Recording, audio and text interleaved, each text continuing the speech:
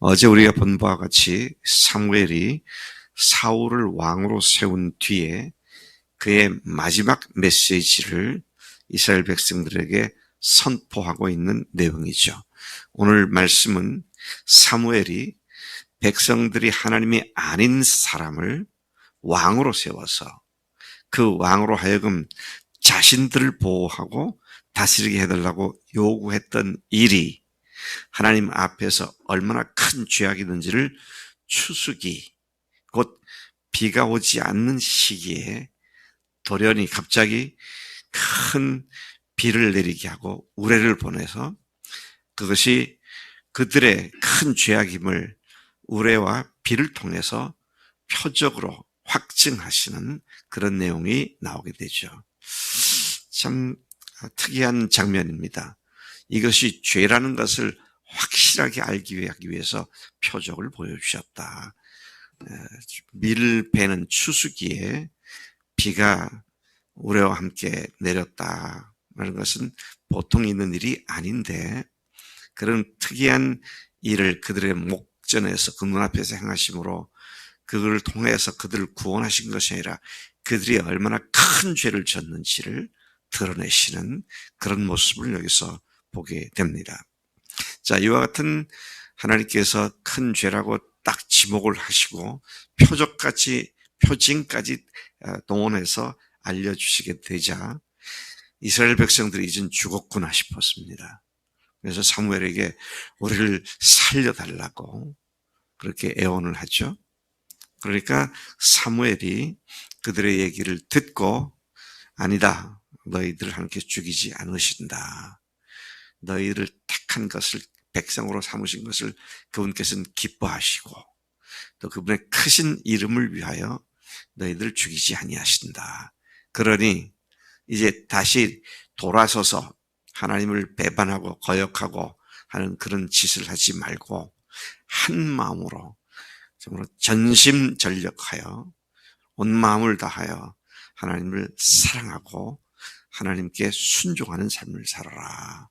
자, 이것이 오늘 본문 말씀의 핵심 내용이 되는 것이죠. 16절부터 18절까지를 다시 자세히 보면 사무엘은 백성들이 하나님을 거부하고 자신들을 지켜주고 보호해주고 다스릴 왕을 세워줄 것을 요청한 것이 얼마나 큰 죄악인지를 확실하게 알게 했습니다. 그는 이제 너희가 보는 가운데 하나님께서 하시는 큰 일을 가만히 서서 보라고 했습니다. 이미 말씀드린 대로 이때가 시기적으로는 추수하는, 수확하는 시기였는데 그래서 거의 비가 오지 않는 계절이었는데 하나님께서 그들이 하나님께 구하여 그들의 죄를 확증해 주는 표징으로 우레와 비를 보내셔서 그들이 왕을 구한 일, 곧 여호와의 목전에서 범한 죄악이 크다는 사실을 너에게 밝히 알게 하실 것이다. 그리고 실제로 그렇게 우레와 비가 임해서 모든 백성들이 여호와와 사무엘을 크게 두려워했다. 그런 말씀이 18절까지 나와 있는 것을 봅니다. 참 제가 이 말씀을 묵상해 보았어요. 왜 하나님께서는 범죄한 것을 확실하게 드러내 주시고 이것 때문에 너희들이 문제가 되는 것이다. 이것이 큰 죄다. 이렇게 말씀하셨을까? 제가 생각을 해보니까 하나님이 직접 통치하고 다스릴 때는 병력도 없었고요. 국가 방위 수비대도 없었고 또 그렇다고 누군가가 든든한 어떤 그 장수나 이런 사람들이 있는 것도 아니었고 외적이 침입해 오면 그때 사사를 세워서 그때마다 모병을 해서 전투를 하니 이스라엘 사람들이 생각하기에 너무 불안하다. 좀 우리도 다른 민족들처럼 왕을 세워서 그 왕이 우리를 보호하고 지도하고 안내하고 우리를 지켜주고 다스리는 그게 있으면 좋겠다. 하나님이 직접 다스리는 건 못 믿겠다. 그런 얘기죠. 불안하다. 보이지도 않는데 뭐 언제든지 우리는 외침에 패망할 수 있는데 안 되겠다. 우리에게 왕을 달라. 이런 심리죠. 네. 또 왕을 세워달라고 하기에는 대부분의 이스라엘 사람들이 충분하게 논리적이고 당연한 거라고 생각을 했던 것 같습니다. 그런데 그게 얼마나 큰 죄인가 하는 것을 하나님께서는 표징을 동원해서 그 말씀을 하고 계시는 것이다. 네. 여러분, 어떤 문제를 부딪힐 때 걱정, 염려, 근심하시죠. 그게 큰 죄입니다. 하나님을 믿지 않고 있으니까. 제가 자주 그런 표현을 합니다만은 제가 우리 아들이 어렸을 때 뭘 졸랍니다. 그럼 해줄게. 그러면 그때부터는 이제 해줄 걸 기다리면 되는데 5발자국 가가지고 아빠 꼭 사줘. 알았어, 사준다니까. 또 한 5발자국 가고 아빠 사줘. 안 사줄까봐 5걸음 가서 계속 그러더라고요. 그래서 제가 얘가 아빠를 믿는구나 그렇게 생각하니까 얘가 아빠를 못 믿는구나. 그래서 나중에 소리를 버럭 지르죠. 너 아빠를 못 믿어? 이러면서 말이죠. 네, 하나님을 그렇게 의지하지 않고 우리에게도 왕을 주세요 라고 하는 것이 하나님의 왕 되심을 믿지 못하는 큰 죄다. 오늘도 똑같습니다. 예수님이 주님이시잖아요. 하나님이시잖아요. 그리고 우리의 삶의 통치자시죠. 그러면 그분이 다 알아서 인도해 주실 텐데 우리가 그냥 걱정 근심해가지고 네. 코로나에 걸릴까봐 우리가 염려 많이 했잖아요. 코로나에 걸리면 어떻게 될까? 내가 죽지는 않을까? 뭐 이런저런 생각들. 근데 믿음 안에서 우리가 예방할 건 잘 예방하면서 주님 앞에서 해야 할 것을 하고 그러면 문제가 없죠. 자, 어쨌든 이와 같은 왕을 구한 일, 곧 여호와 목전에서 범한 죄악이 크다는 사실을 말씀하고 있습니다. 19절부터 25절까지 마지막 절까지 보면 자신들의 큰 죄 때문에 죽임을 당하지 않도록 자신들을 위해 기도해달라고 사무엘에게 요청을 하죠. 그러니까 사무엘이 여기에 응합니다.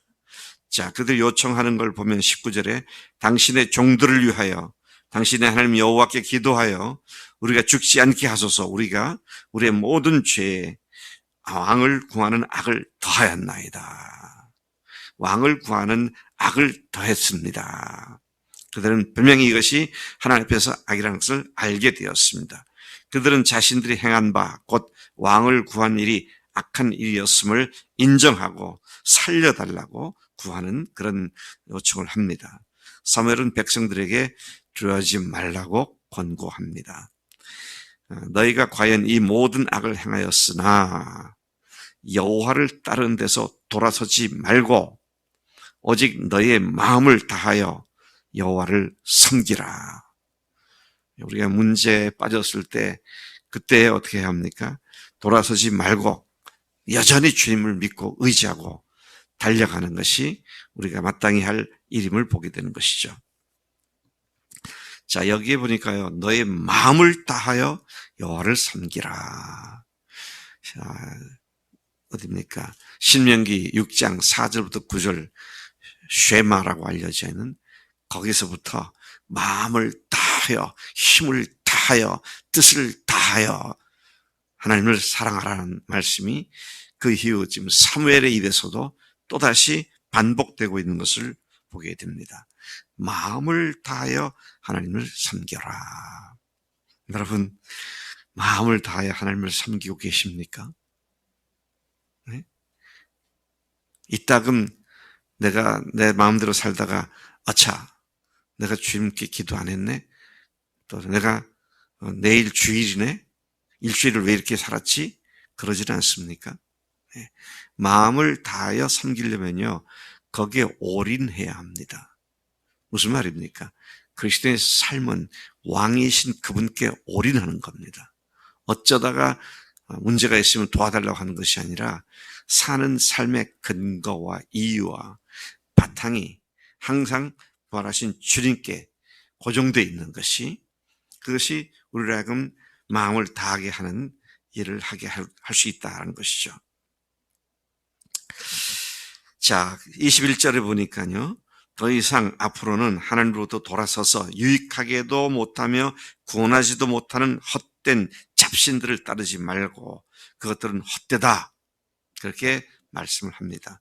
그러한 사무엘의 권고는 두 가지 사실에 근거했습니다.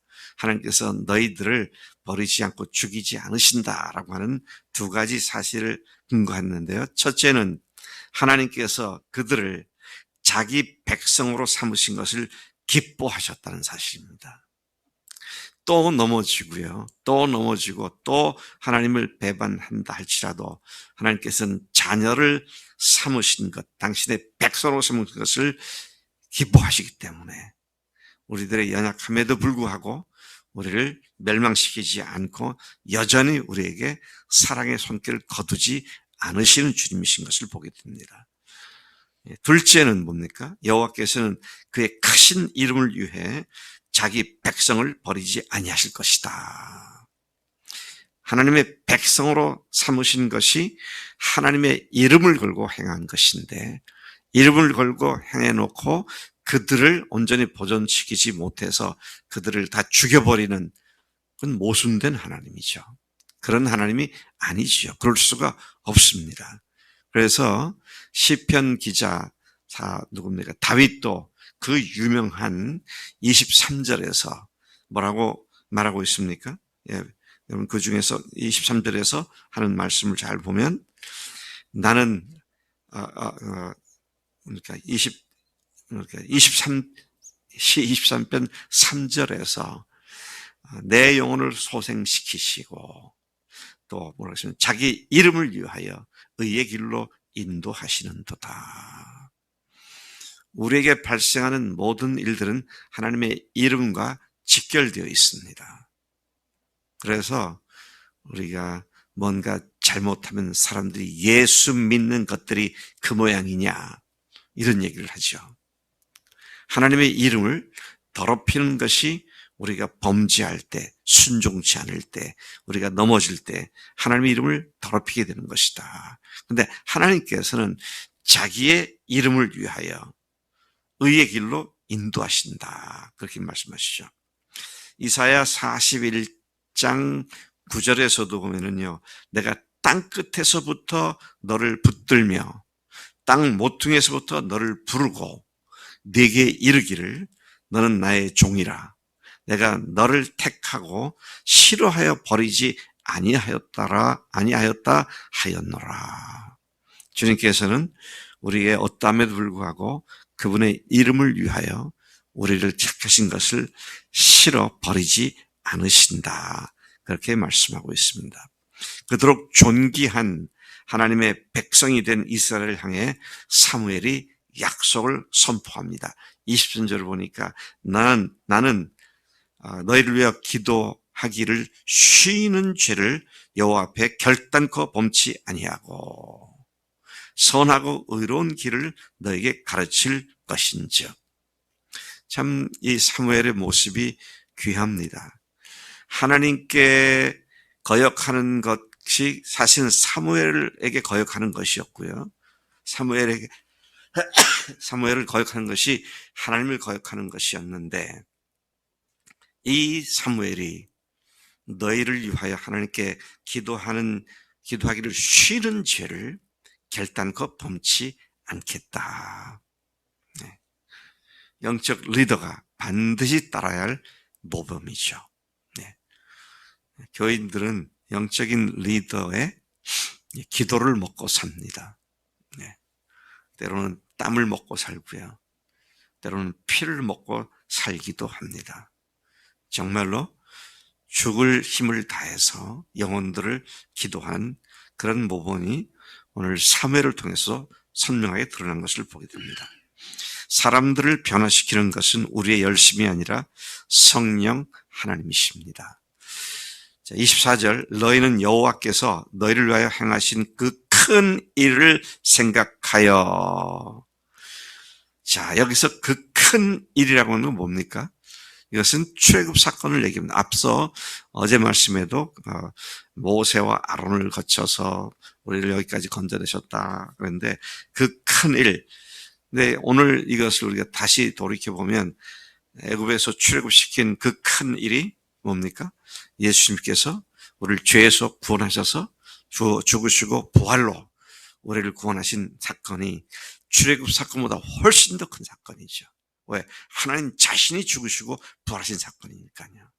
그 큰 일을 생각하여 오직 그를 경외하며 너의 마음을 다하여, 여기도 보니까 마음을 다하여 그랬습니다.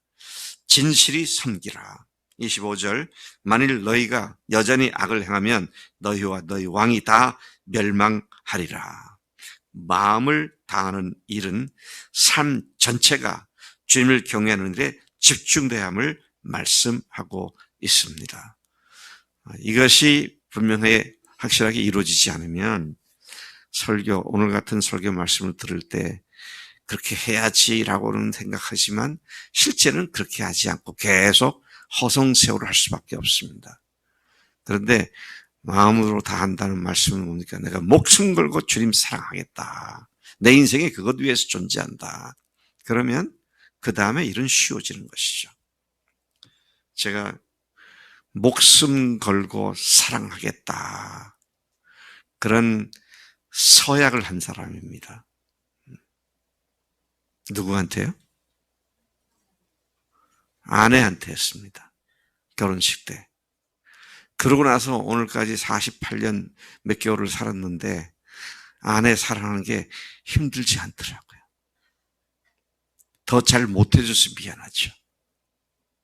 완전히 아내에게 헌신을 하니까 그게 가능하죠. 하는 거 봐서 잘하면 해주고 생각나면 해주고 그게 아니잖아요. 하물며 하나님을 내 아버지, 내 주님이라고 모신 사람들이 주님 앞에 온전히 헌신한 그 일이 아니고 이따금 주일날 와서 하나님 말씀대로 살아라. 참 그래야지. 그게 기독교인 생활이 아니다. 완전히 헌신된 사람이 하나님의 말씀대로 살 수 있는 능력을 성령께서 부여받게 되고 그것이 가볍고 쉬운 일이다. 것이죠. 하나님 아버지 감사합니다. 오늘 이스라엘 사람들이 왕이신 하나님을 거부하고 눈에 보이는 사람을 왕으로 세워 자신들을 다스려 달라고 하는 그 요청이 얼마나 큰 죄악이었는지를 추수기에 우레와 큰 비로 하나님께서 표징으로 교육시킨 것을 봅니다. 하나님 우리로 하여금 어느 순간 그 어떤 것도 하나님을 대신하는 자리를 만들지 않게 하시고 오로지 주님만이 죽으시고 부활하신 하나님께서만이 우리의 삶의 주인 되시고 우리의 삶의 목표가 되고 근거가 되고 근본이 되도록 인도해 주시는 줄로 믿습니다. 오로지 주님께로만 마음을 다하여 집중하는 우리의 삶이 매일매일 성장하고 자연스럽게 더욱더 커지는 삶이 되도록 인도해 주실 줄로 믿습니다. 감사하고 예수님의 이름으로 기도하옵나이다. 아멘.